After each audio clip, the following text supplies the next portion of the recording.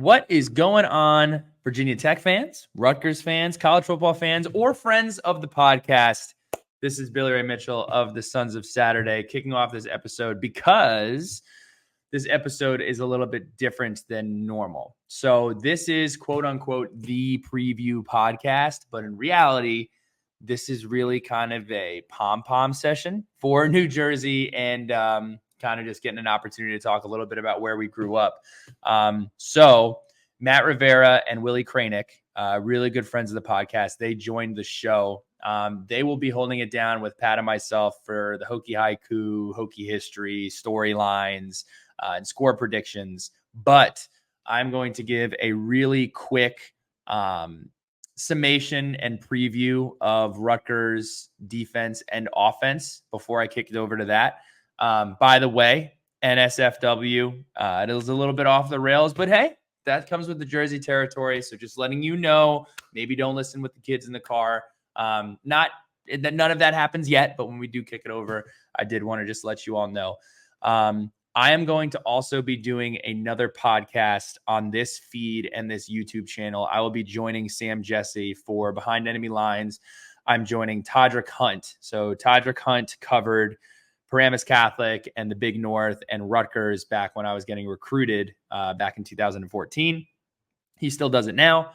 That is going to be a much more analytical dive into kind of who Rutgers is. So if you're interested in just talking about the game, that is probably more for you than this would be. If you want to kick back and have a good time and talk, that is what this podcast will be. So without further ado, I will jump into that really quickly, and then I'll kick it over to the group discussion. Virginia Tech travels to SHI Stadium to play Rutgers at 3:30 on the Big Ten Network. Virginia Tech is currently 7-point underdogs. And let's talk a little bit about Rutgers. So as far as their offense is concerned, and I do want to shout out my guy, Mike Holmes, who really helped with the scout this week. So kind of similar to Virginia Tech's offense, Rutgers is. They're an offense, shotgun-based spread offense. Very similar to Tech in the standpoint of they're going to try to establish the run and the zone read with their quarterback. They have tall, lanky wide receivers. They do a phenomenal job of controlling the ball and controlling the clock. If you go back and you watch the game against Northwestern only had one possession in the first quarter. As far as key players go, number 2, it's a junior quarterback named Gavin Wimsatt. He's 6'3", 225. Really reminds me of Perkins from UVA. He's not as good as a thrower, but we're really going to have to do a good job keeping contained on this Rutgers offense. I think that our defensive ends are definitely the best unit that Rutgers has faced thus far, but Gavin Wimsatt does a really, really good job of creating when the pocket breaks down. He does a good job of creating things when things aren't there. The wide receivers do a good job running scramble drill. And that was something that really hurt the Hokies against Old Dominion more specifically, but also against Purdue, is when things got a little bit hectic, there were places to go. They were able to scramble for first down. So keeping contained is going to be crucially important for Virginia Tech, and keeping number 2, Gavin Wimsatt, under check. Another player to look out for on the offense is number 5, Kyle Manangai. Excuse me if I pronounced your name wrong. He is 5'9", 210 pounds, complete cannonball. Reminds me a lot of Tootin on our team. Has the ability to make people miss if he's in space, but you're going to see him attacking the middle a ton. And before I shift over to the defense, the common theme with Rutgers is, there's that term, it's exactly what the doctor ordered, right? You think, okay, Hokies lose last week. What did the doctor order? How are we going to get back on track? Rutgers very much is good at the things that Virginia Tech necessarily isn't good at attacking or defending, which is my biggest worry. And that kind of leads into our conversation around their defense. Rutgers defense is a 3-4. Their defense has forced 6 sacks in 2 games, and they have only given up 14 total points in 2 games. That's the 9th best in the FBS. They're commanded by Joe, excuse my pronouncing, Krajnik. It's his second year at Rutgers. Previously, he was at Minnesota and Maine. In 2022, he earned a spot as a nominee for the Broyles Award, which Coach Foster won. It's the top assistant in college football. So really, really good unit. And I want to highlight this unit. It's the defensive line, which, we've talked a lot about our struggles up front with the offensive line, our lack of ability to run the football. They have a very veteran group. You look at their defensive line. You have Lewis, he's a junior. Arantau, he's a senior. Aiton, he's a senior. And then the guy I like to highlight is number 23, Wesley Bailey. He's a 6'5", 255-pound defensive end outside linebacker hybrid. Really jumps off the film in passing situations. Great speed rush off the end. And this unit is also commanded by Marquise Watson, who was a teammate of mine at Paramus Catholic. I tweeted out his film earlier today. Weighed about 280 pounds, played Mike linebacker. He's a rising star in college football. He is on the 30 coaches under 30 years old list, rising through the ranks. Started off at, I'm not sure if he was at Michigan with Coach Partridge, but I do know that he was at Ole Miss with Coach Partridge, helping out on that defensive line. And now he is the defensive line coach over at Rutgers. So that's my biggest concern. If you go back and you watch the film against Northwestern, you would see that they were in cover one a ton, which is what we saw against Purdue. So, interested to see what they roll out, Coach Joe and Coach Schiano on that end. Special teams, not a ton really to preview there. Our guy, Kyle, had an awesome performance last week. So looking to double tap into that. But again, that's just a really quick rundown. In kind of summation, really, really concerned, to be quite frank with you, how good Rutgers is at some of the things that give us our biggest challenge. And that is up front. So I'm going to go ahead and I'm going to kick it over to Willie, Matt, and Pat and myself, where we're going to chop it up at a high level about the game and talk about New Jersey and kind of our background in New Jersey. But if you are interested in talking about the game more and listening, I guess I should say listening to some more analysis of the game, I will be joined by Todrick Hunt and Sam Jesse tomorrow. So keep an eye on your feed for that. Again, NSFW, cover your kids' ears. We did have fun here and looking forward to it. One last shout out. Thank you to everyone who has gotten their ticket through us. We are expecting about 450 of you to be sitting with us in section 109 and 110. So thank you everybody who signed up for that. We're really, really excited to see a lot of effort went into this thing outside of Pat and myself. So thank you everybody who made this possible. And we are looking forward to seeing you in Piscataway. Here we go. It is kind of the Rutgers preview. All right. It is Tuesday, September 12th, 7:15 p.m. You knew this was coming. This was coming for a long time, ever since it was put on the schedule. Did Pat and Billy Ray just invite their New Jersey friends to come on here and highlight the Rutgers game and just have a complete pom-pom fest for the Garden State? You bet your ass that we did. So we're going to go ahead. We're going to introduce our two guests who some of you may know. And through the intro, you are going to give your name, your town, favorite Virginia Tech memory, because both of you do have them, best pizza, best bagel, and your favorite Jersey Shore town. We are going to start with you, Matthew Rivera. Hey, thanks for having me on, first and foremost. I appreciate the chance to, get on here and talk Virginia Tech football. I'm from Westwood, New Jersey. Favorite Virginia Tech memory is getting absolutely drenched at home versus Pitt. I think that was 2018.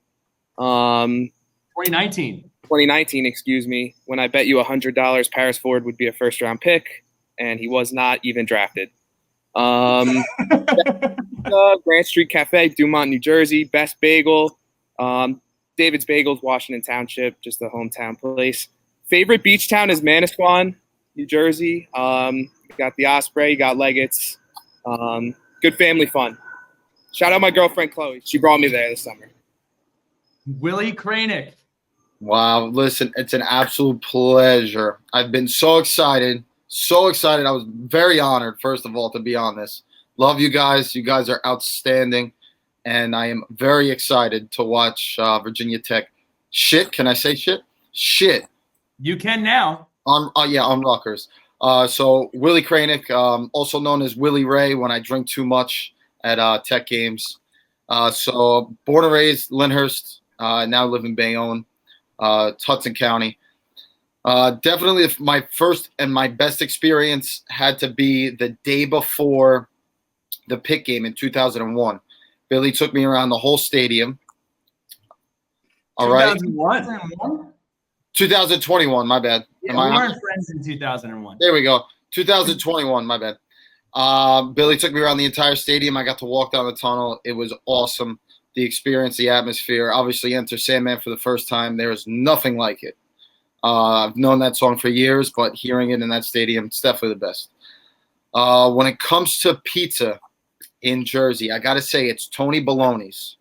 All right? They have a spot in Jersey City, Hoboken, all over. Whatever you could think of, they put it on their pizza. It's outstanding. Then I got to say, for my bagel spot, it's got to be Toasted in Jersey City. They got these French toast bagels, marron, unreal.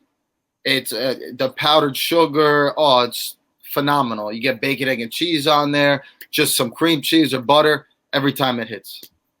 And then what's the last one? Jersey Shore? Yeah. All right, so I think I've grown up a little bit. Obviously, it'd be Belmar, but because of DJs, the atmosphere, all the memories we've had there. But definitely nowadays, I got to say it's Ocean City, New Jersey, man. It's just beautiful. The beach is great. The water's great. The family atmosphere, the boardwalk. Sad, but I've matured. Pat, we can't go without giving our answers, so I'll let you do the honors. Yeah. Fellas, it's great to have you on here. It's great to see you. Pizza jumping in on the Reservoir Tavern. It's in Boonton, New Jersey. My dad will say it's the best pizza in New Jersey, which means it's the best pizza in America. The best bagel, Bagel, based in Basking Ridge. You got one on Valley Road. You got one in Riverwalk. You got one at Dewey Meadow. And then they have the big-time one in Hoboken on Washington Street. If you know about Bagel, you've had the best Taylor ham, egg, and cheese that you can possibly find for a bagel. Best shore town, Normandy Beach. Shout out to the Hemmers and the DaCostas. Spent several weekends of my teens and 20s at the Normandy Beach. What about you, Billy? Yeah. So first and foremost, Westwood, New Jersey, shout out. Best pizza. I went local because you can get pizza good anywhere. We're going to talk about it. You've heard us on this podcast. Reprimand people who say so-and-so pizza is good. It may not be good on the New Jersey scale, but when I am at home, it is Tony D's. I absolutely love Tony D's. When it's home again, I go to Goldberg's Bagels in Westwood, New Jersey. Since I'm a grown-up, I don't get plain cream cheese. I get scallion cream cheese and an everything bagel. Make everybody smell your breath your entire day. And then when it comes to the Jersey Shore, I agree with you, Willie. I agree with you, Matt. We've gone through those days where Belmar, you do the fist pumping, you do the drinking, you do the up until 2 o'clock in the morning. We have sunsetted that phase of life. That phase of life is in the rearview mirror. So now it's Wildwood and it's Long Branch. Two amazing cities, two amazing beach towns. And we're 6 minutes and 15 seconds into this podcast, and we're here to talk about football. So, Pat, why don't you get us kicked off with a Hokie haiku? And I know you have a little lead into this matchup, Rutgers versus Virginia Tech. So for the Hokie haiku, I did just text Grady B. I know we didn't get any submissions. Grady, I'll have to text you earlier next time. That's my bad. So it sounds like we're going to go with a classic on-the-fly Hokie haiku, mid-season form style. Matt and Will on pod, stirring up trouble in Jersey, Big East was the best. Here we go. That was pretty good. That was pretty damn good on the fly, Pat. From the hills of the Appalachia to the swamps of the Meadowlands, we are jumping in our planes or cars and getting up to the birthplace of college football this weekend, kicking off at 3:30, Big Ten Network, SHI Stadium. We're very excited to take on Rutgers. It's the first time we're playing Rutgers in more than a decade since that Russell Athletic Bowl in 2012. Rutgers is nestled in Piscataway, New Jersey. It has several campuses. There are 49,000, give or take, undergrads and over 60 if you include the graduate programs. A lot of folks at the State University of New Jersey. Some notable alumni. Well, wait one second, Pat, just so people know, you said the birthplace. The first ever college football game was played at Rutgers between Yale and Rutgers. I think the score was like 6-8. It's one of the biggest things that they tout. But yes, college football technically was birthed at Rutgers University. So, fact check, Bill. They did not play Yale. They played Princeton. It was one like of those brainiac schools. It was like the equivalent of the Commonwealth Cup, but for New Jersey.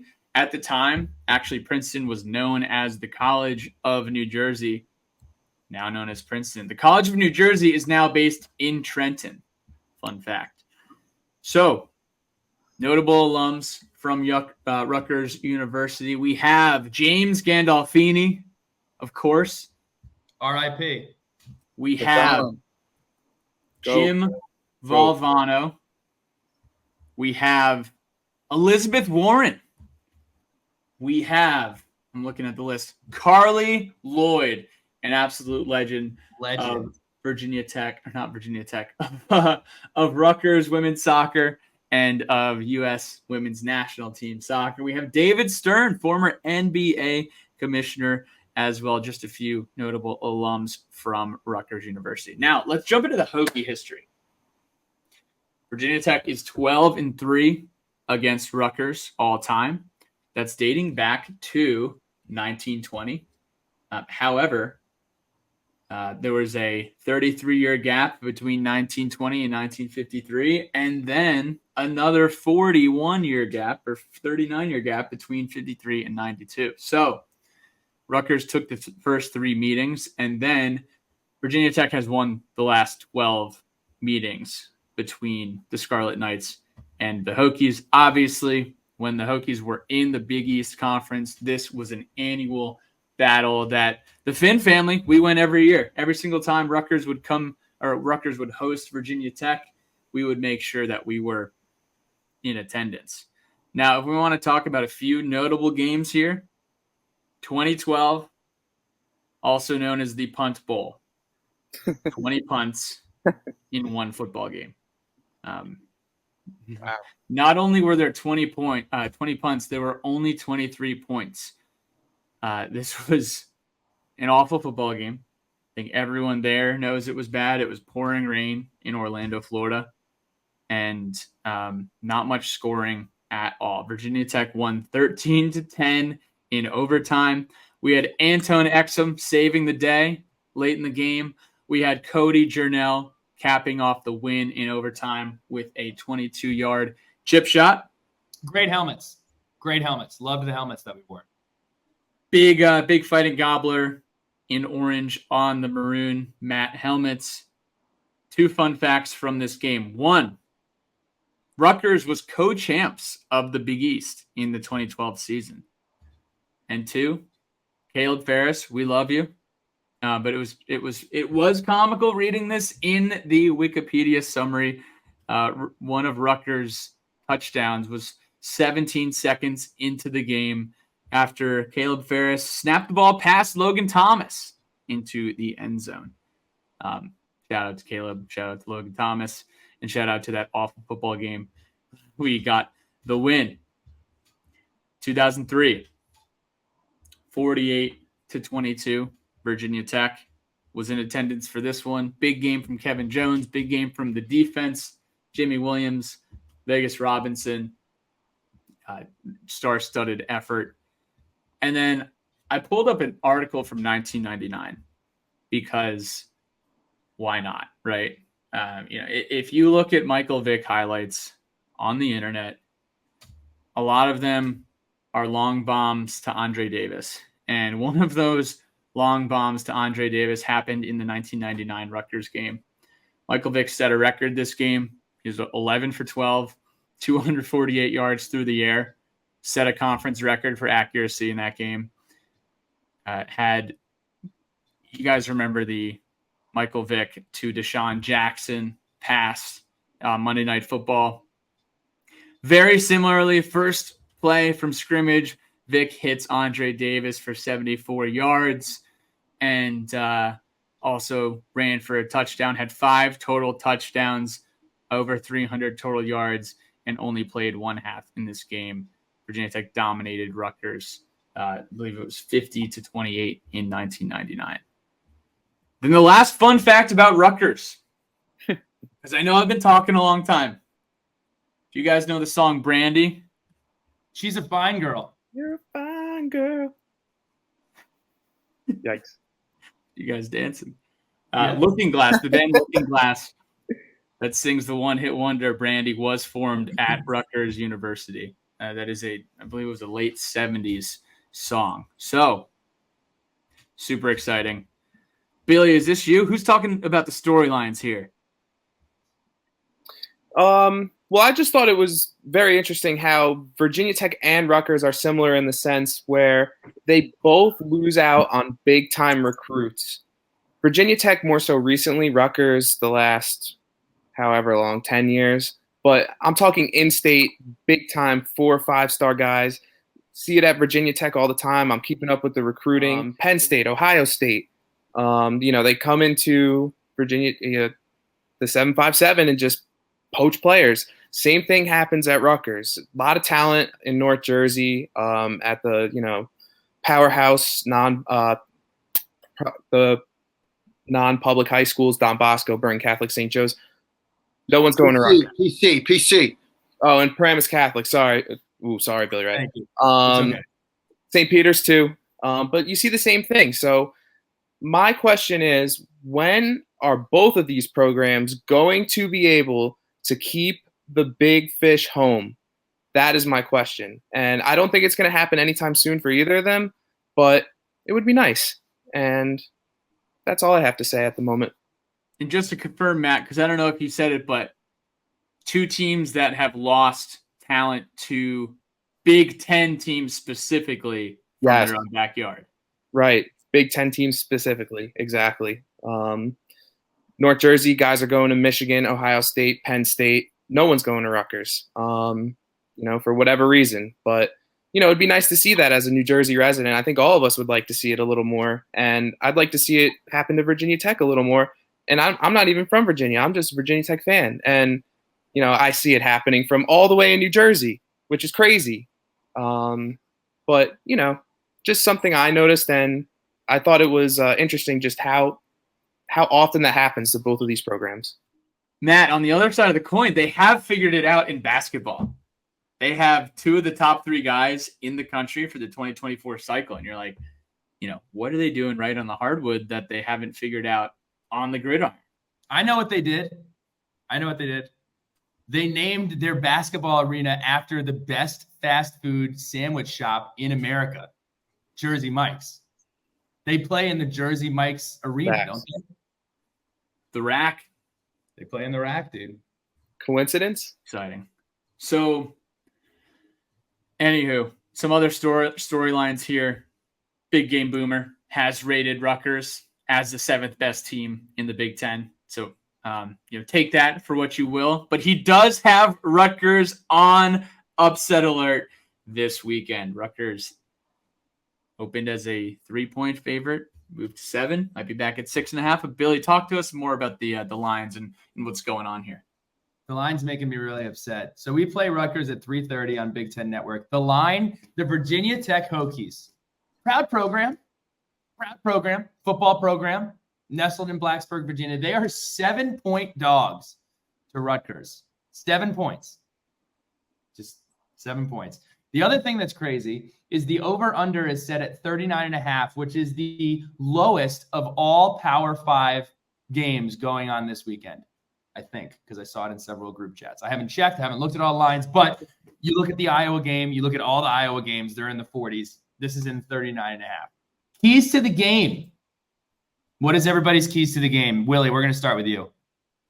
So, especially going into Rutgers, I personally think us Virginia Tech fans, we're going to bring the noise. We're going to have Section 5.2 absolutely booming. So I would like to see Lawson last week, right? He came up big with 14 tackles, ACC, linebacker of the week and everything. If he could deliver on the defensive end and get us rowdy, I think that definitely would help us a lot out, especially if the quarterback wants to scramble and run. Lawson's athleticism to run all over the field. He gives us a decent game where he gets 10 to maybe 20 tackles. I think that would definitely help us out on the defensive end. 10 to 20 tackles from Kelly Lawson. He'll be the ACC linebacker of the week again. Again, yeah. Type of performance. And also, you did mention it. Shout out to everybody who did get tickets through Sons of Saturday. We're expecting around 450 of you to be wearing a orange T-shirt with a bagel and pizza on it. So I really, really appreciate all of you. We're going to be in section 109. So looking forward to seeing you guys out there. And then Matty Rivera, what do you got? I just want to see Grant Wells take a step up and find a way to win. I mean, sometimes it's as simple as that, in my opinion. You're not going to have Ollie Jennings, your top receiver. We know that, right? Sucks, but find a way to win. You have to. You have to in college football. You have to in life. You know, you play with the cards you're handed, or what is it? You go with. Hold on, cut that part out. You go to war with what you have, not what you want. Boo-hoo, you lost your top receiver. Boo-hoo, you had a bad year last year. We need a signature win from Grant Wells, and it needs to happen this week. Big Ten opponent, eyes on him. Kyron Drones. I mean, do we even know who's starting yet? No, but I mean, based upon your keys, fired up.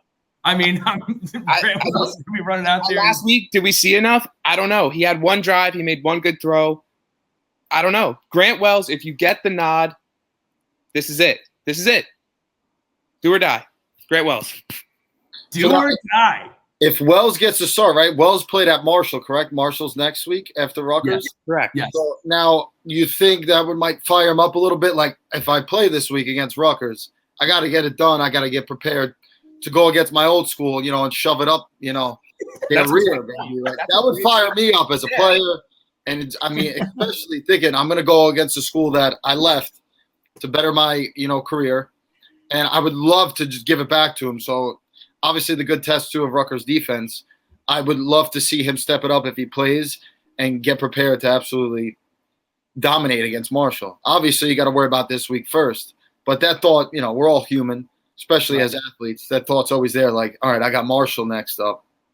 So what can I do to prepare to be better against them and also put my team in a winning spot this weekend? I personally have no idea who's going to start at quarterback this week. My guess, due to the fact that Grant Wells did get a little banged up last week. So I think personally it's going to be Drones. My key to the game for us is the line of scrimmage. It is an area where we have, quite frankly, not held up our end of the bargain, whether it be on offense, whether it be on defense. You are not going to be able to go on the road and, much less win a football game, compete in a football game where you are averaging half of a yard per carry. It is not going to work out that way.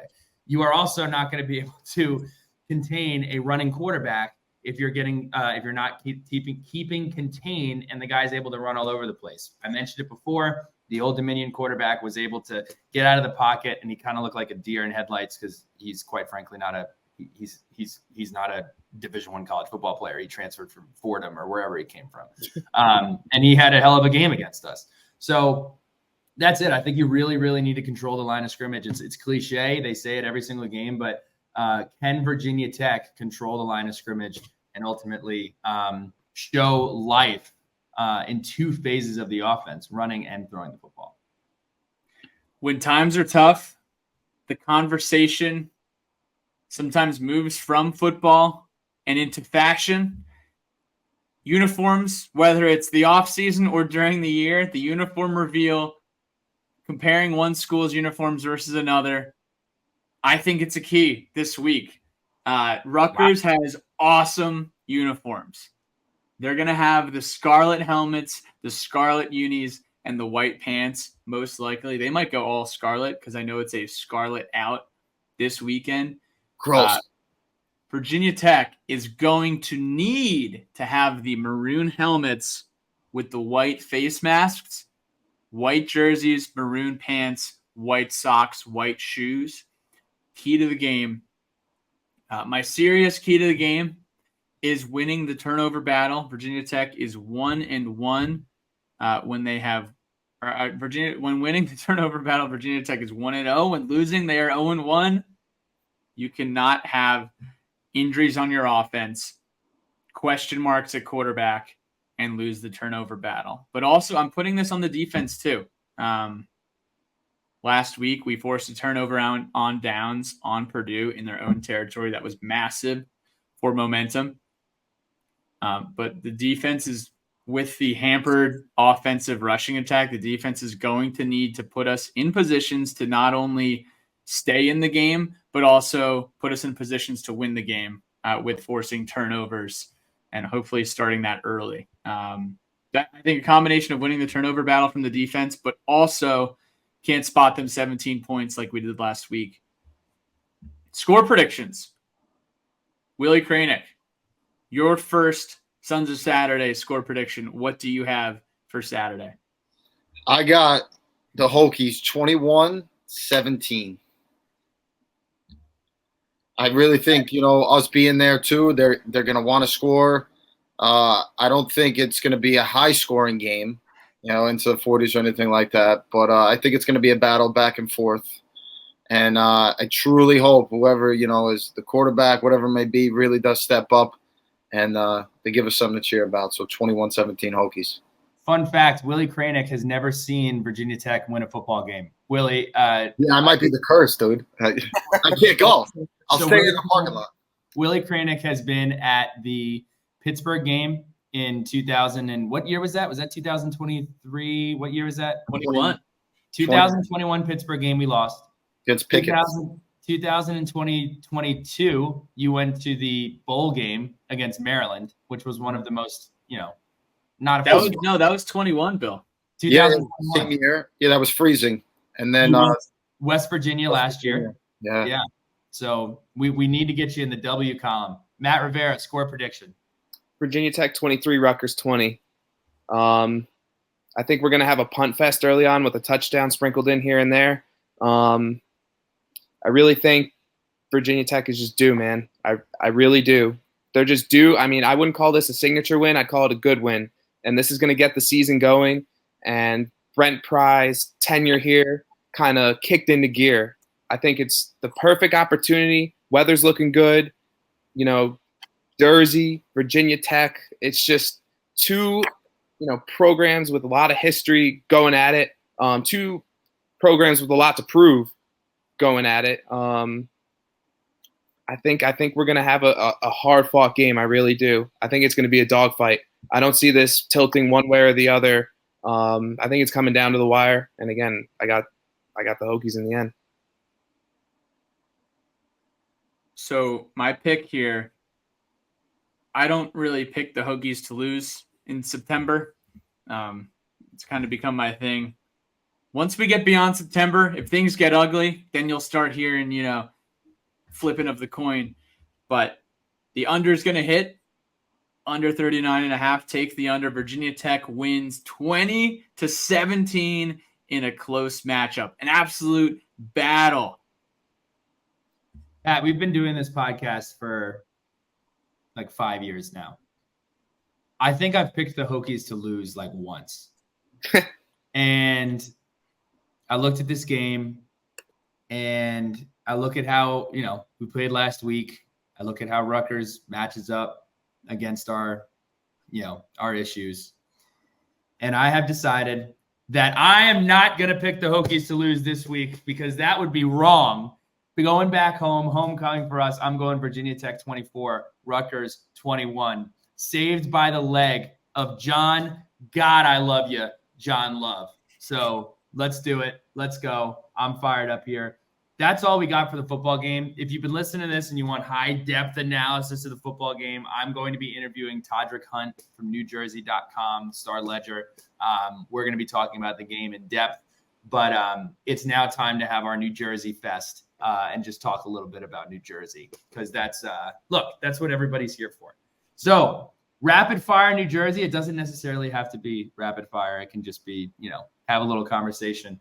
What song encapsulates the New Jersey spirit for you? And you cannot pick a Bruce Springsteen song. And I'm going to go first because I don't want anybody to take mine. And I'm going to go Head and Heart, Down the Shore. You hear the bass in your chest. You play it the entire way down to the Jersey Shore. I'm going to go Head and Heart. Can we embed videos to this? Or are we too late for that? Oh, no, we're too late for in the pod. Okay. Why? Because I was going to, put a little music video, start doing some beat that beat up. Pat, you want to pick your song? Song of New Jersey. I also am going to pick a Shore song.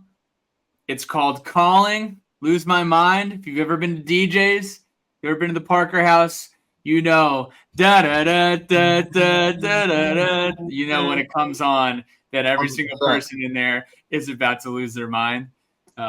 Cowbells going off in God's basement. It is Calling, the monstrous Calling by Sebastian Ingrosso. Willie Krajnik.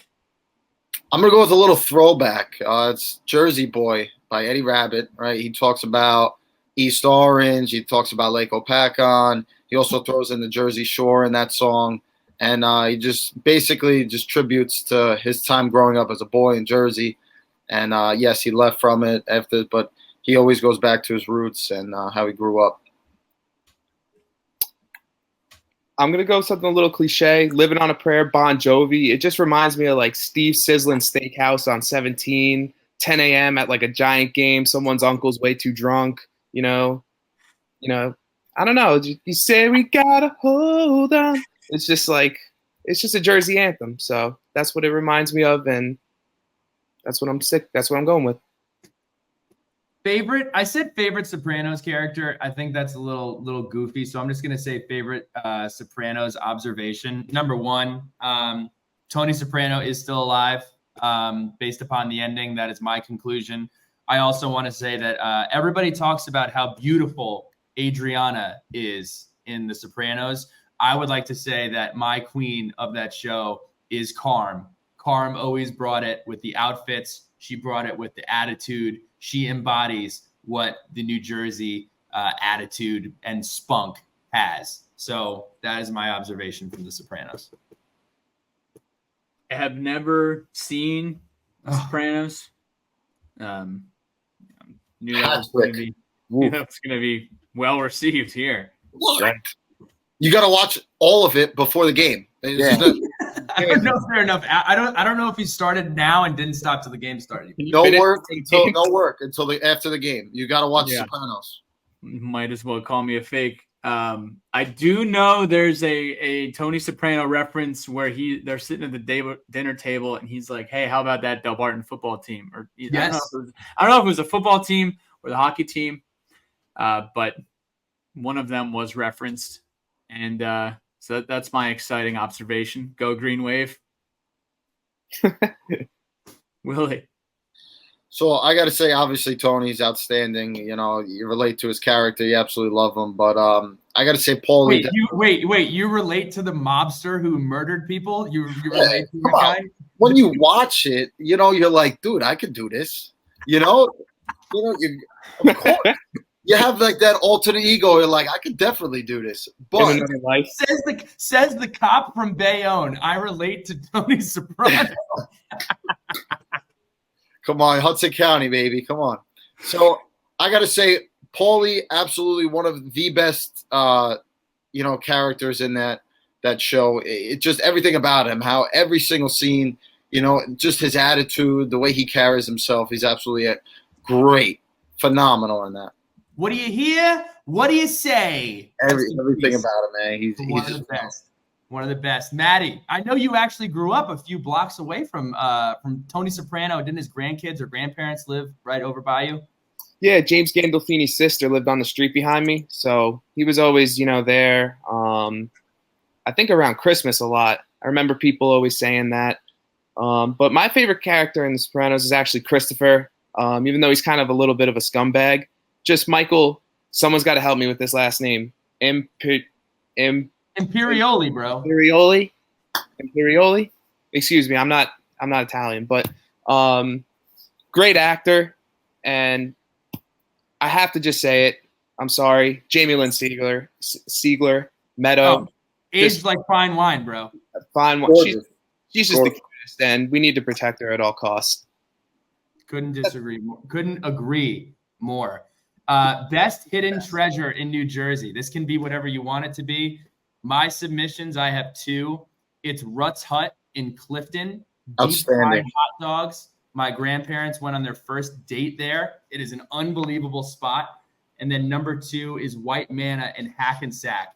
The best sliders you will ever have in your life. Guy Fieri went there. When I used to go with my dad, I would order 10. He would order 20. And we have finished over 20, both of us, before. Can that have contributed to me being fat? Possibly. Did I enjoy every bite? Yes, I did. Pat Finn, hidden treasure of New Jersey. Best hidden treasure in New Jersey. I brought up the best pizza. There is an honorable mention and a place that has honorable memories as well for the Finn family and anyone who is kind of close to the shore area. Federici's in Freehold, New Jersey is unbelievable.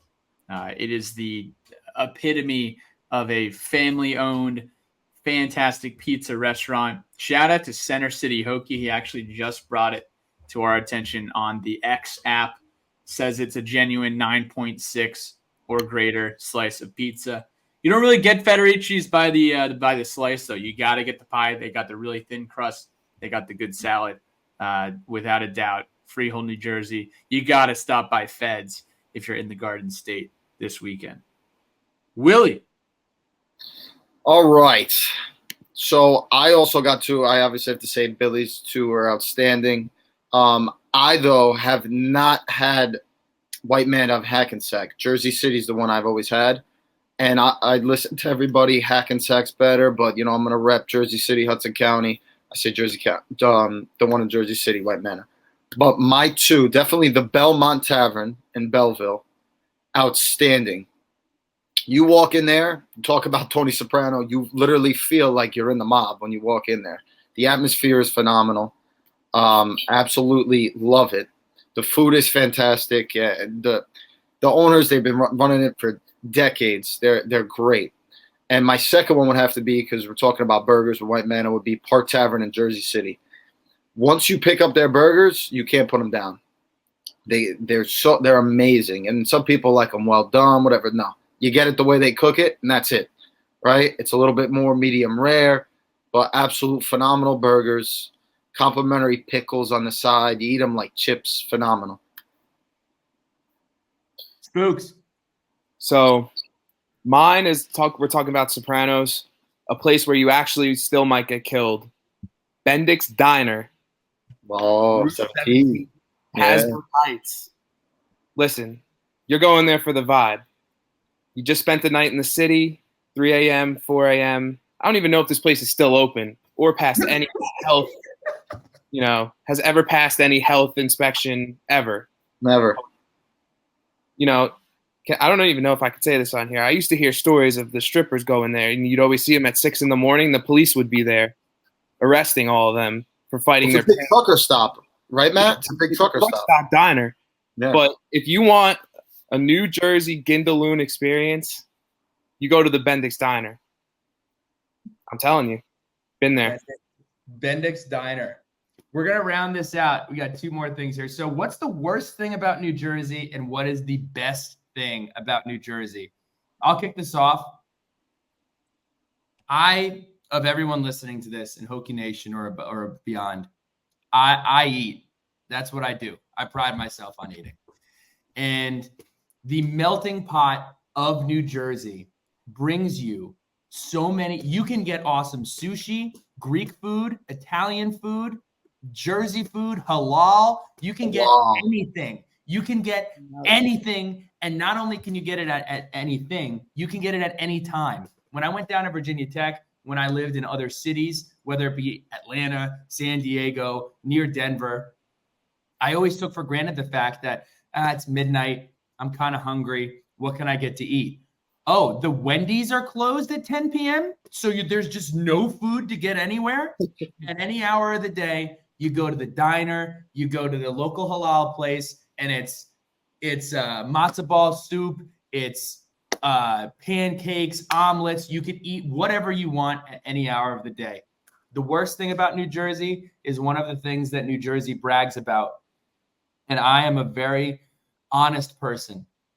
The pumping your own gas flex that you don't have to pump your own gas is the dumbest, stupidest, most ridiculous thing that goes on in this state. Because if you're coming back, Matt, don't look at me like that, because I know you've been in a situation where you've driven back maybe from, partying out at night or a late night seance, and you have to drive all the way from Hasbrook Heights back to Westwood, and all the gas stations are closed, and you're on E, and there's no way for you to get gas. You just have to cross your fingers and hope you can get there. Yeah, make sure I fill up before, because I'm not an idiot. Okay. Well, I'm an idiot. Sounds like Billy Ray had this happen to him multiple times. It happened multiple times, and it was almost a disaster every single time. I think that we don't pump our gas, we pump our fist. Like, shut up. Shut up. I hate that. Pat. Best thing about New Jersey, I think geographically, exclusive of the weather, geographically, New Jersey is very solid when you understand that you have Philadelphia to the south. And you got your South Jersey folks, big Eagles fans down there in South Jersey. You got all the gardens that produce Jersey corn, Jersey tomatoes. And then you go up north to the northwest. You can ski. You go to Hidden Valley. You go to Mountain Creek. Maybe Mount Peter. Jack Frost, Big Boulder.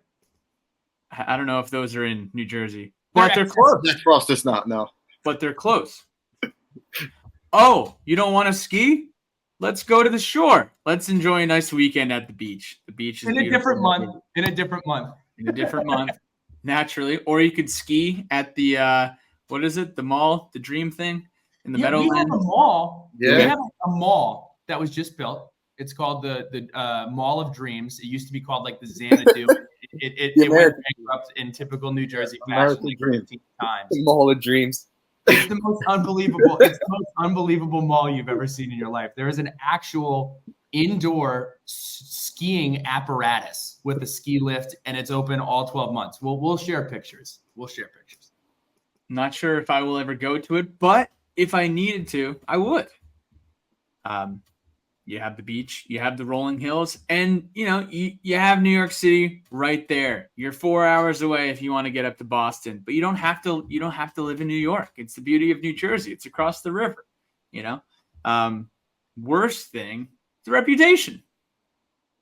It's got a bad reputation.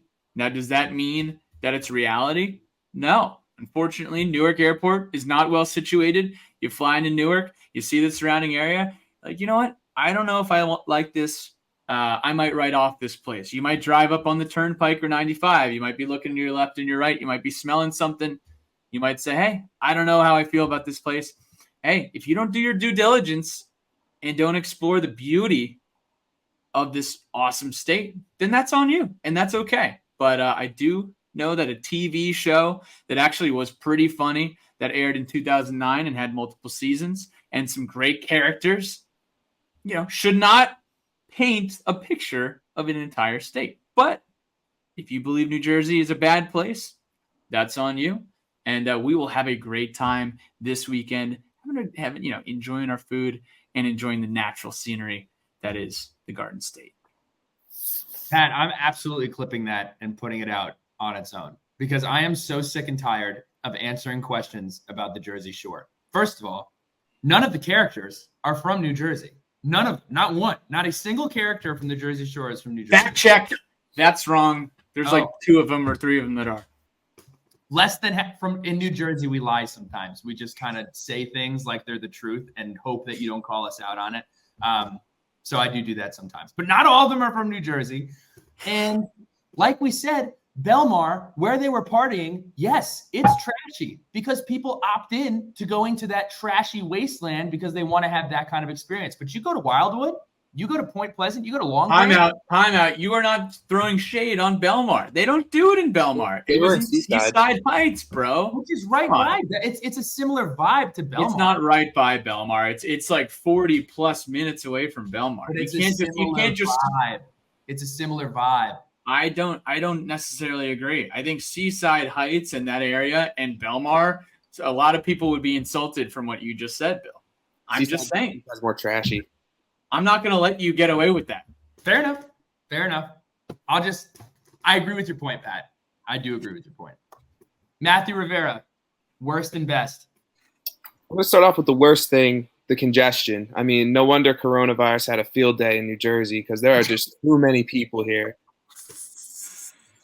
Had a field day.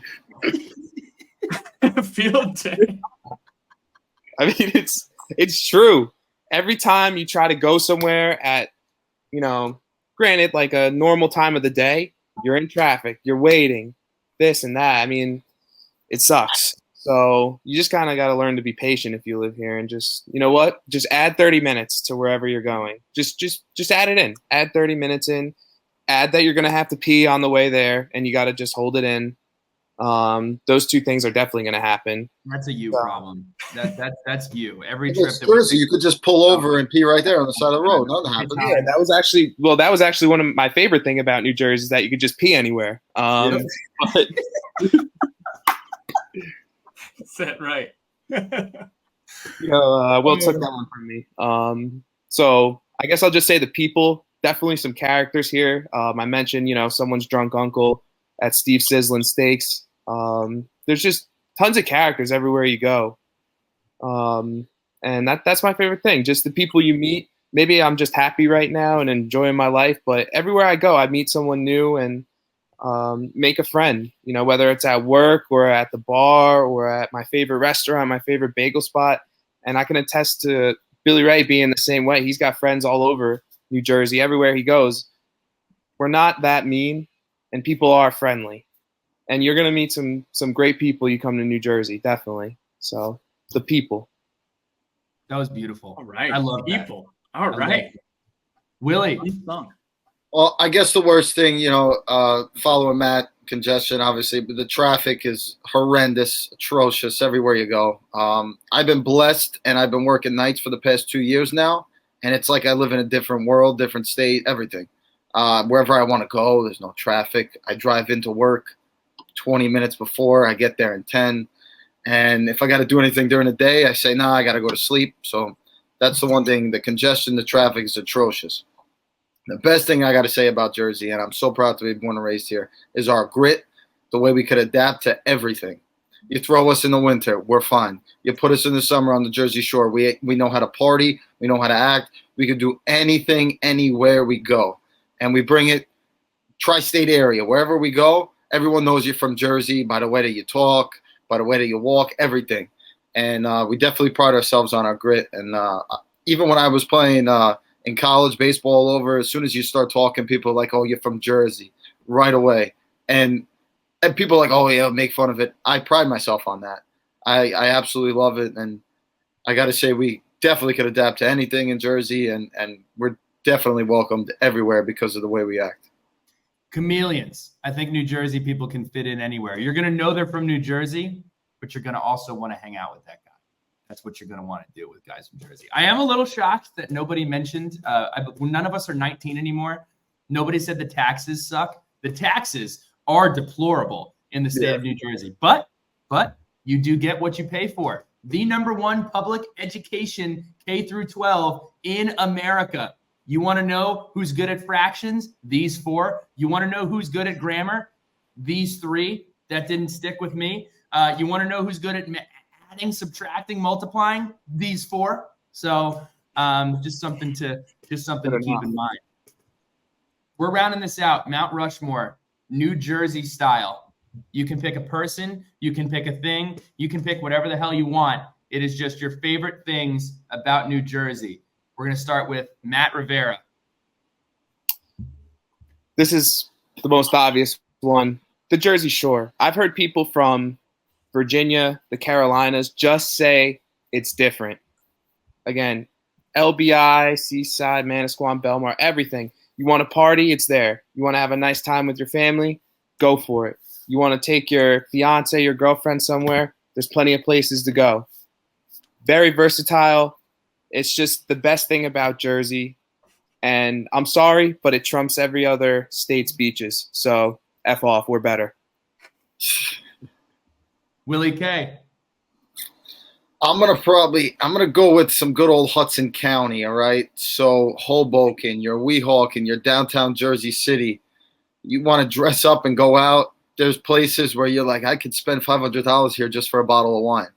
And you feel like this is right around the corner, but I got that New York City vibe, but I don't have to deal with going across the bridge and paying $75 on in a toll.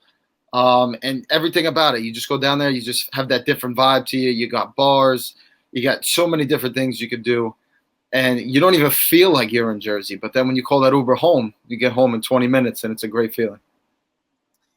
I'm not going to take Pat's because I know who Pat's is, and it would be wrong of me to take this from Pat in the first round. So I'm going to go with another musical icon who is often forgotten, and his name is plastered all over the streets of Hoboken, New Jersey. An absolute icon, and that is Frank Sinatra. Is from beautiful, beautiful state of New Jersey. So I will go with Frank Sinatra. Bill, what's your favorite Sinatra song? Oh, I love that one. You got to give me a second. Yeah, I love that one. He talks about life as it goes on. He talks about each decade. When I was 17. When I was 17. What song is that? When I was 21. I think it's called Very Good Year or something like that. Yes, it was A Very Good Year by Frank Sinatra. It's a great song. You want to sit there and cry and reflect?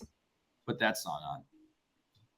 A lot different than the Thomas Rhett 16 or 21 by Corey Smith. You know, you get more in the feels with the Sinatra version, singing about his age. So I got back-to-back here. This is the snake draft. So number one, I'm going to go with Bruce. We just went to his concert a few weeks ago. We had a great time. If you've ever been to a Bruce show, you know that they are a marathon, that they are spiritual, and they are a ton of fun, especially if you're in the Meadowlands. And then second one, Shaquille O'Neal. I'm actually sticking with two icons here. Shaquille O'Neal from New Jersey, NBA legend, NBA commentator legend, media, and I know he's is he like a DJ now? I know he's doing a ton of different ventures. Shaquille O'Neal, it's an absolute legend of New Jersey. Putting a bunch of money back into Newark. He's putting a bunch of money back into Newark, so shout out to him. Mine is a word that means a lot. And it's pride, it's passion, and it's loyalty. Whether it be somebody going to another state and saying, I'm from Jersey, whether it be the Giants fans, the Jets fans who endure decades and decades and decades of pain and suffering, the Mets fans who do the exact same thing, decades and decades of pain and suffering, Yankees fans who just make everyone else go through pain and suffering by listening to them talk about basically anything. But the thing about New Jersey is they may complain about it. They may have problems with it. But at the end of the day, they are incredibly loyal, love what they love. And I love that about New Jersey. New Jersey has some pride to it. And I love that. I love that. Nice. Really okay. Well, also just like piggybacking off of you, I mean, we could tell you to go F yourself to your face, and that means we love you. The same thing. I'm a unfortunate Giant fan, and every game I watched them, cursed them out, but at the end of the day, still rep their stuff. Same thing with the Yankees. Go back to my grandfather. I used to watch the Yankees with him every night, and I've never heard more curse words come out of a man's mouth in my life. But every day, if you were an opposing fan, he would stick up for the Yankees. And he would say, this is what they do good. This is what they do good. This is Derek Jeter. He would talk about all the time. My grandfather would curse out Derek Jeter. But at the end of the day, he was like, he represents, the organization perfectly. And that's the one thing about Jersey. I mean, you have conversations with your family, your parents. It's always go at yourself, get out of here, get out of here. But we mean it through complete love, and we call each other on our BS. And that's the one thing that Jersey has, I think, over everybody, is you're not going to BS any of us. We're going to tell you to your face you're wrong or you're right, and we're going to stick with you through good, and obviously there's a lot of bad, and we always stick with you through the bad. So that's the thing Jersey definitely prides himself on. Bruce Springsteen said it. We take care of our own, and that runs true in the Garden State. So, Willie, is your answer no BS or love or both? Both. Both, the same thing. No Same BS thing, and Jersey. love. Yeah. Natty Rivera, you got two. You get 2 picks in a row. Snake draft. Oh, wow. Okay, so my first pick is going to be the Athletics in New Jersey. And New Jersey specifically, we got a ton of athletes. Most recently, Jabril Peppers, but a lot of people, you wouldn't think of were born in New Jersey. Derek Jeter, born in New Jersey. Born in New Jersey. Mike Trout. Mike Trout that was my next one. Millville, South Jersey. Still counts. We still count it. Lot of great athletes from New Jersey. And not many people know that. And Billy Ray, great athlete. Billy Ray, baby. Yeah. Well, I was just going to mention we have one in this podcast. So, yeah, look it up. Tim Howard, Tony Miola, Tab Ramos, Mo Vaughn. John Harkes. I mean, you want to talk about the birthplace of American soccer, Kearney, New Jersey. I know my dad's going to be fired up. Listen to that. Go Red Bulls. Listen, Red Bulls, they're due for a championship. Wasn't Messi just there? Yeah, it was not fun. It was not fun. It was Were you working it? It? Unfortunately, I was working, but not there. But yes, it was hectic. Poor Harrison, their PD, it was insane. Hoboken too. Hoboken dealt with it crazy because that's where he stayed in the hotel, and there was everywhere you went. The traffic. Talk about traffic and congestion. You did not want to be in Hoboken when Messi was there. Yeesh. My next one, Billy Ray. Someone kind of took it, but I got nothing. So You don't have one? No, not at the moment. Okay.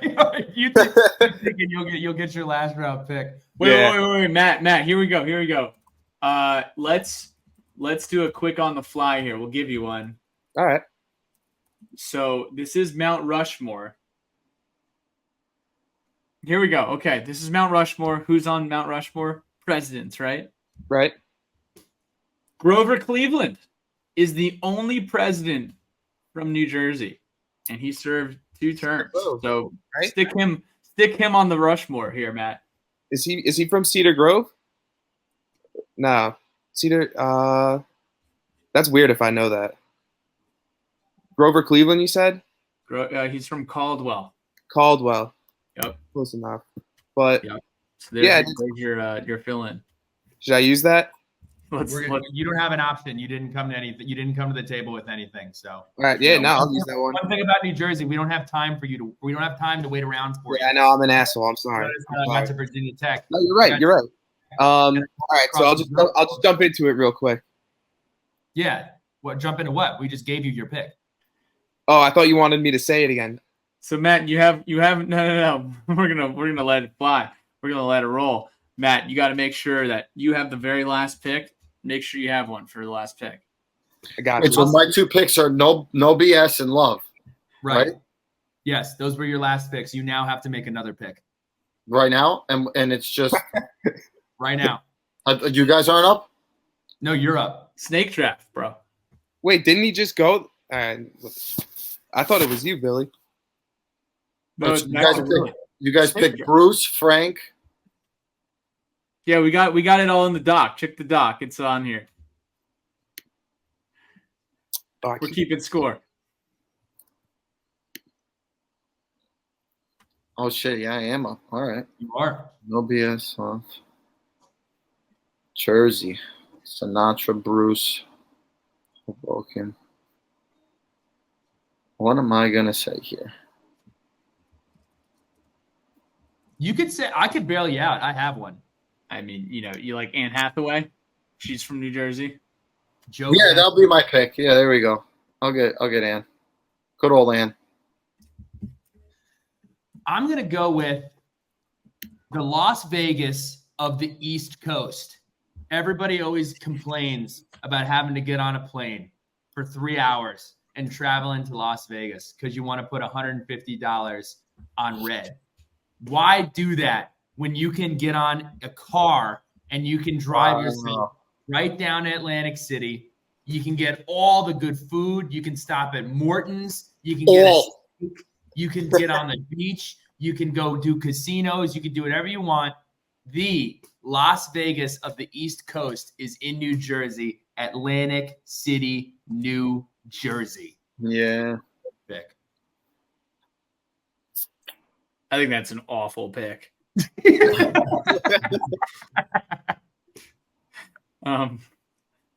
I got delis, dude.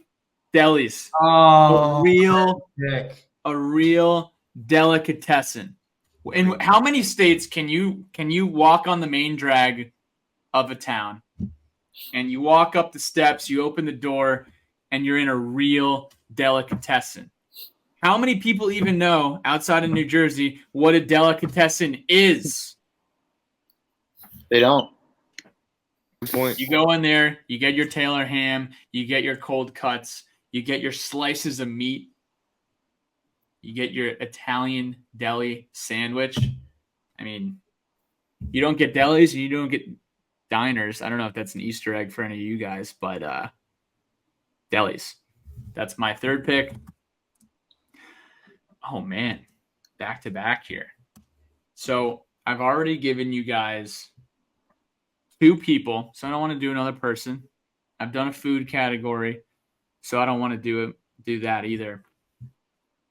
I think, let's see here.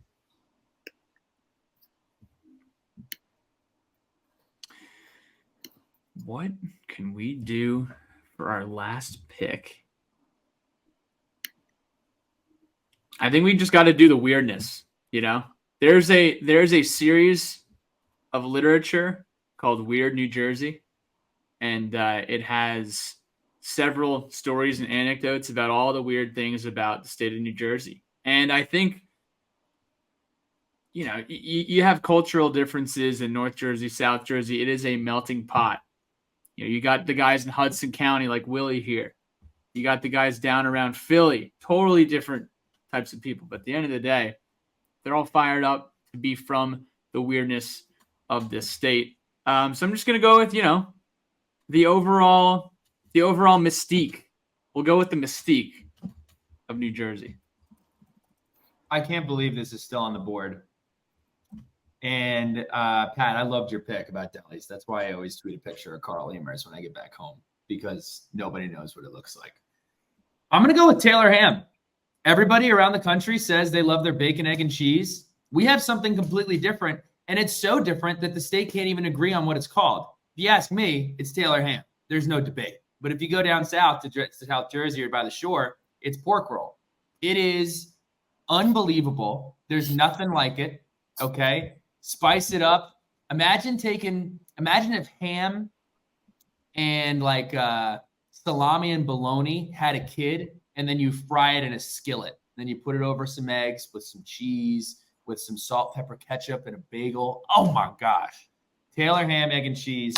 That is my final pick for the Mount Rushmore, New Jersey snake draft. Willie, this is your last pick, and Well you had done. about 10 minutes to think about it. Billy, I just want to say before we get to Willie here, Sure. Taylor ham, egg, and cheese it's way better than a bacon, egg, and cheese. No question.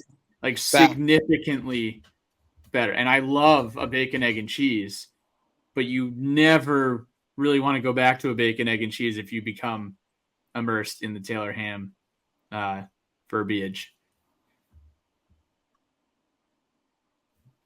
Willie K, last pick. I got to go with every single day I pass it, the Statue of Liberty when I drive into work. I got the beautiful view of it. Does that count? It kind of counts. Yes. There's absolutely. a lawsuit about it. It's like, it's like right there. And every day I see it. Beautiful. She's standing tall, looking great. Every day I see her. And I got to say, that's every day you look at it and you're like, wow, she's right there, man. Lady Liberty, hot. Woman Crush Wednesday. Yeah. Matt, our last pick. Take us home. So I like New Jersey's venues. And what I mean by that, sporting venues, concert venues, talking about PNC, talking about the Prudential Center, talking about MetLife, and MetLife specifically, because it's one of those things that it's just like it sucks so much that it's fun. When you look at other stadiums around the NFL or just in any other state, and then you look at like dull, gray, boring, dirty, gross, maggot-infested MetLife, but then you're in the parking lot there having the best time of your life before the Giant game or whatever you're doing there. Before our team lose, yeah. Exactly, before watching the Giants lose 40-0 on Sunday Night Football. But something about it, I tell people it sucks, and then when I'm there, I'm like, this is mine. This is ours. And you take a little pride in that. It sucks so bad that you love it. I miss Giant Stadium. I miss that too. Old Giant Stadium. Awesome. Remember back in the Disney when there was the Continental Airlines Arena? Then it was Rutherford, the Izod Center. It became after that where the Devils and Nets used to play. We used to watch Jason Kidd, Vince Carter, and Richard Jefferson, Kenyon Martin, Nanad Kristich, Travis Best. The old school Devils. Who was the Brodeur, coach? Lawrence Frank, dude. Scott Stevens. Actually, at halftime of a Nets game when I had to be like 6 or 7, we played a little basketball game in the old Izod Center. Jason Kidd was on. You were one of those goofy kids doing the halftime basketball game. Dude, Richard Jefferson was playing. Oh, my God. He was awesome to us.